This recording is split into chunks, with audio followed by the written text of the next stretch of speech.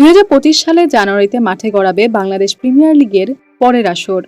এ টুর্নামেন্টকে সামনে রেখে প্লেয়ার্স ড্রাফটের সময় চূড়ান্ত করেছে বাংলাদেশ ক্রিকেট বোর্ড।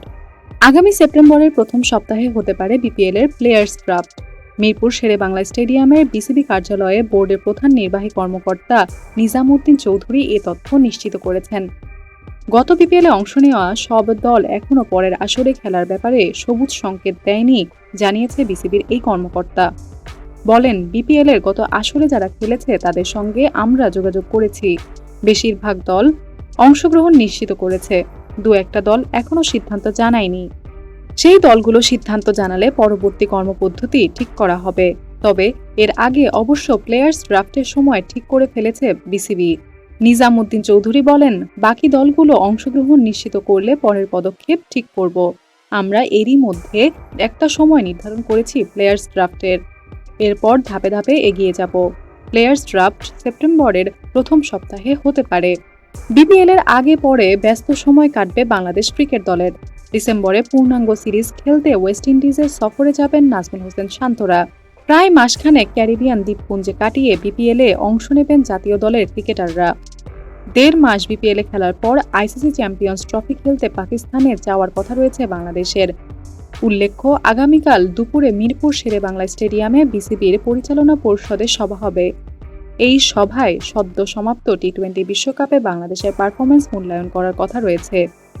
জানুয়ারি ১৯ তারিখে শুরু হতে যাচ্ছে বিপিএল এর ১০ম আসর।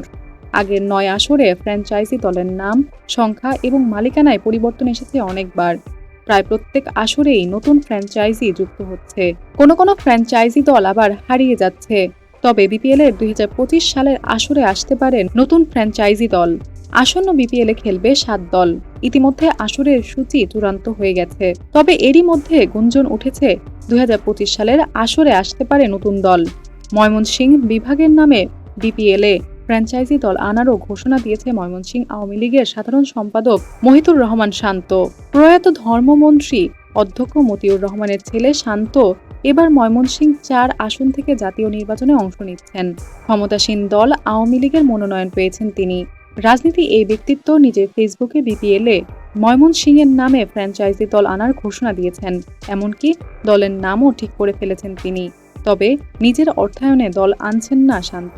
এক শিল্পপতির বিনিয়োগে দল হবে উল্লেখ করে তিনি লিখেছেন, ময়মনসিংহের সকল ক্রিকেট প্লেয়াররা গত বেশ কিছুদিন যাবৎ বিপিএলে ময়মনসিংহের টিমের জন্য আবদার করছিলেন।